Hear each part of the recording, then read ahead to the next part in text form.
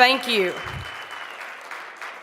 Good evening, and let me just say what an honor it is to be here tonight. You have been such a friendly crowd. I've loved being able to mingle and just share our story and listen to you as well. So you've told me so many times that we have been an inspiration to you, and I want you to know that you have also been that inspiration right back to us as well. So my name is Katie Endicott. I am a teacher. I teach sophomores and seniors. Don't feel too sorry for me. I love it. I teach at Mingo Central High School in Mingo County, West Virginia. That's about as south in West Virginia as you can possibly go. I'm also a union activist. I'm a part of the West Virginia Education Association.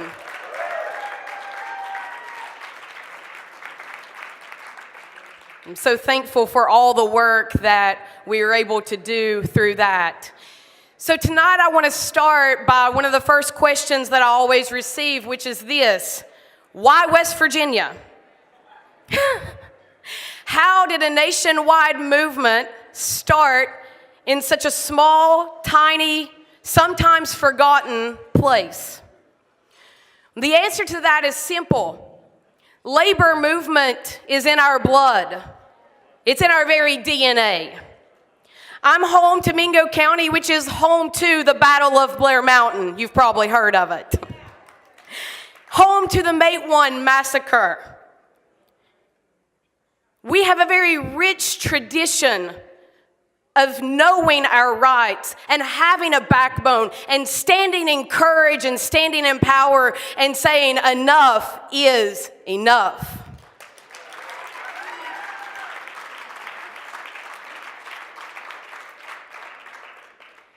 And so it was with this DNA, this blood of this rich labor history that we were able to channel that and walk into our destiny in 2018.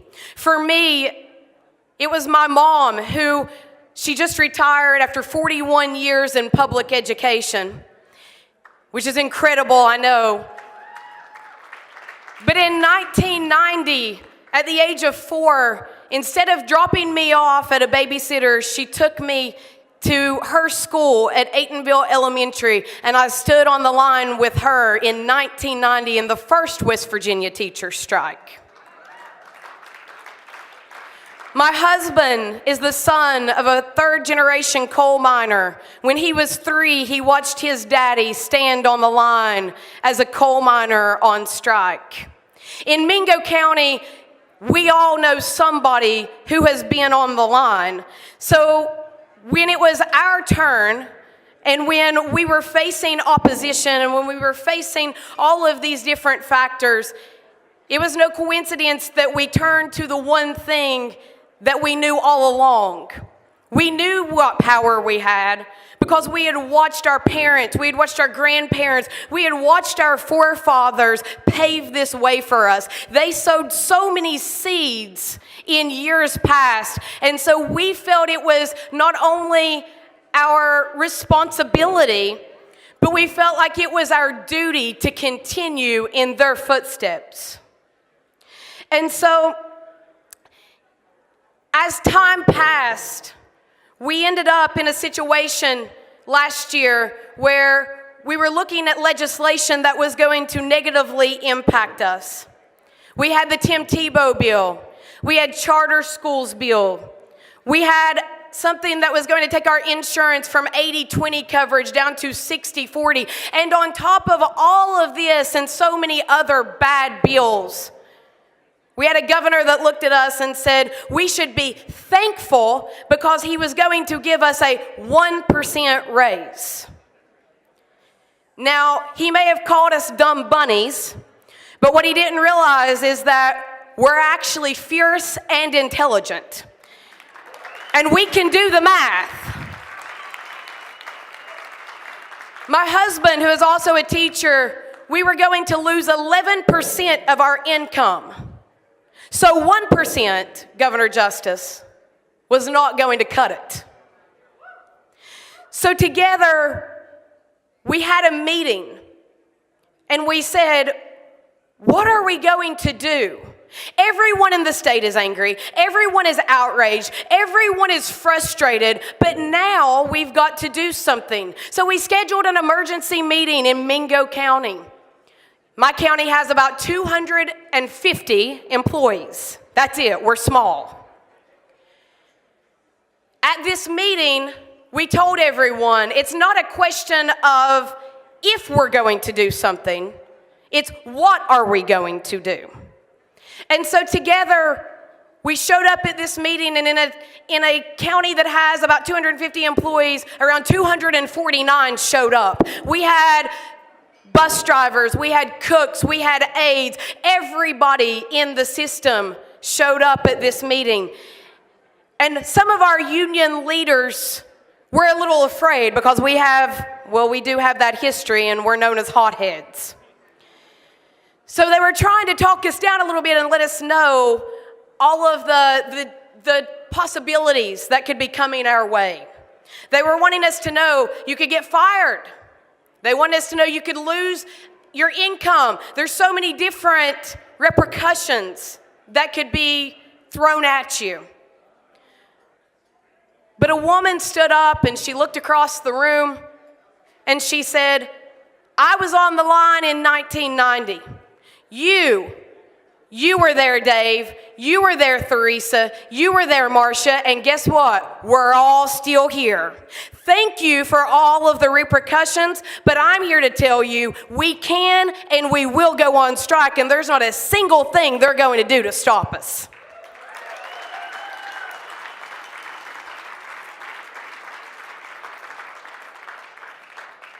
Some of the younger teachers in the room were feeling a little nervous. So I waited, like many of us would do, to see what was going to happen next. And then I realized I've got to make something happen next. So I stood in that room and I looked and I said, the eyes of West Virginia are on Mingo County. We are the first county to have a meeting. Everybody in the state knows we're meeting tonight. And right now, even in Delbarton, West Virginia, I'm getting hundreds of text messages from people up in the northern part, in the eastern panhandle. Everyone wants to know, what's Mingo County going to do? So I said, what are we going to do? We have to take a stand. If we can have the courage to stand with a backbone, we're a family. This state is a family. And if we as Mingo County will stand, our brothers and sisters in Wyoming County will also stand. Our brothers and sisters in McDowell County will also stand. Our brothers and sisters in Logan County will also stand. They are not going to leave us alone. They are going to stand with us. So will we as Mingo County have the courage to take a stand?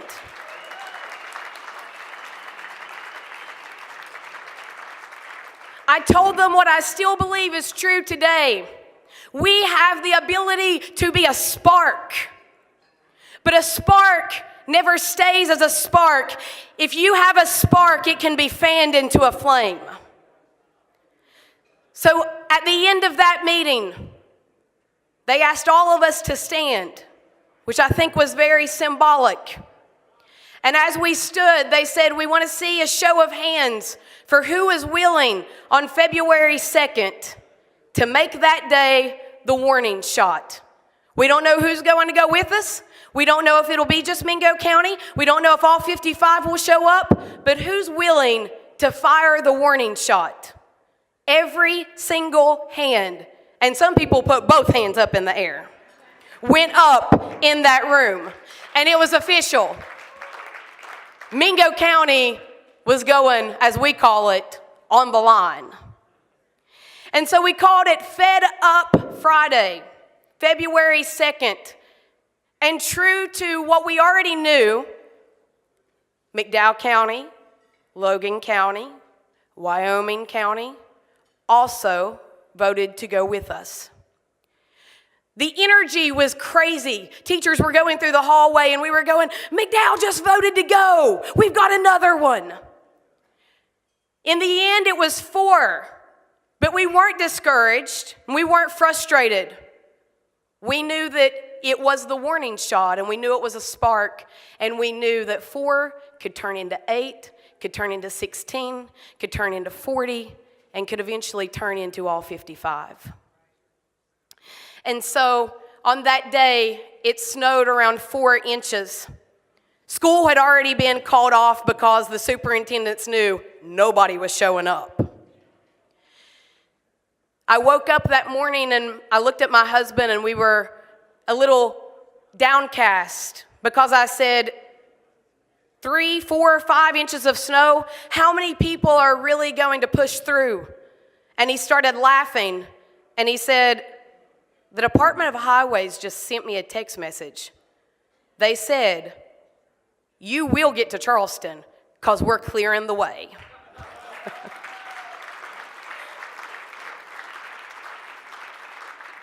What should have been an hour and a half drive still took about 3 hours. But when we turned the corner and we saw Laidley Field, where we were all instructed to park, tears started filling my eyes because there were vehicles as far as the eye could see. Everyone had showed up. Not only had teachers showed up, but as we were standing in line, in 19-degree weather and with the snow falling on our faces, there were people that were saying, I'm a coal miner. There were people saying, I'm a social worker. We heard about what you all were doing, and we just took the day off. We came to stand with you all.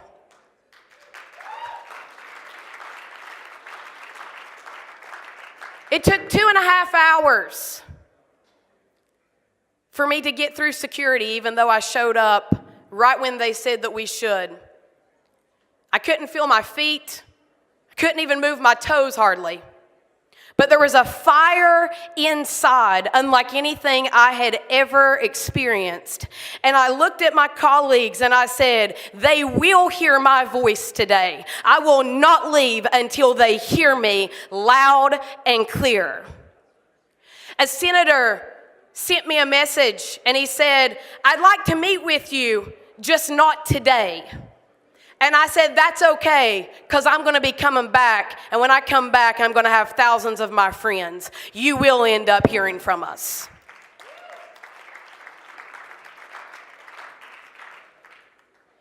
That one day with 4 counties did indeed turn into another day with 8.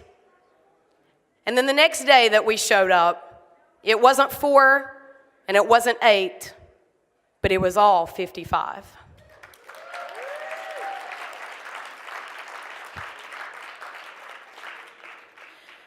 As we stood on the line at the Capitol, as we stood on the line at our schools, so many parents and students came to stand with us. I told my husband I've never felt so loved in my life. People were making us freezer meals. People were coming and bringing desserts. People were bringing pizza, McDonald's. We don't have a whole lot in Gilbert, West Virginia, but they were bringing everything that we do have. And they were not only bringing us food, but they were making homemade signs and they were standing right there with us.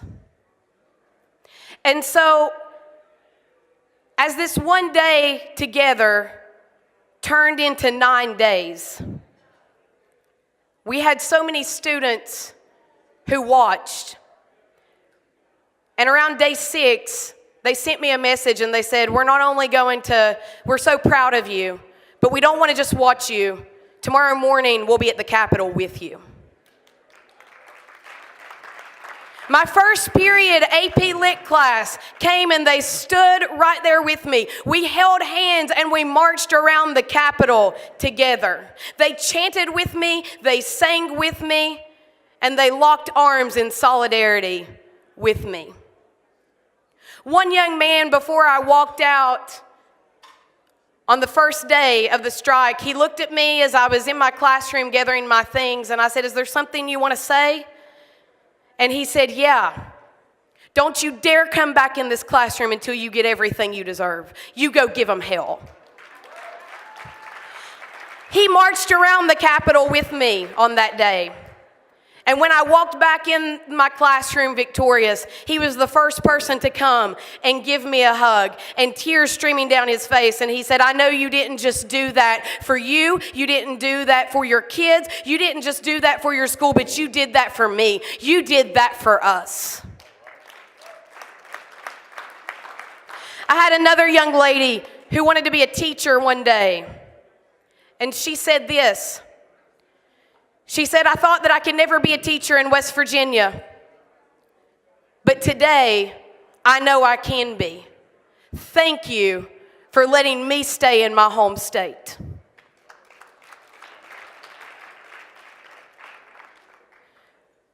There is power in a single voice, but how much greater power is there when we unify and we raise our voices together?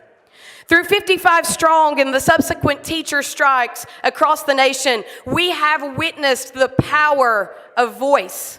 We have witnessed democracy in action, and our students and our children have been able to not only see this, but also raise their voices in power as well. We have learned that one voice has the power to produce an echo, but thousands of voices have the power to produce a roar. And a roar cannot be silenced, and it cannot be tamed. Most of all, it cannot be ignored.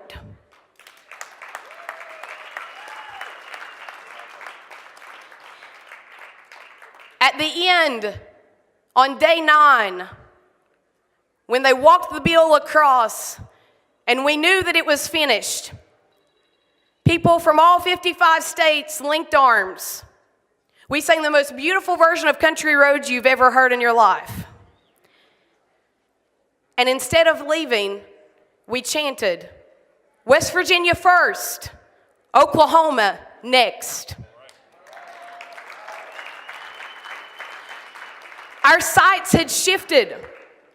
We knew that, yes, we had quote unquote won this battle, but this was never just about us.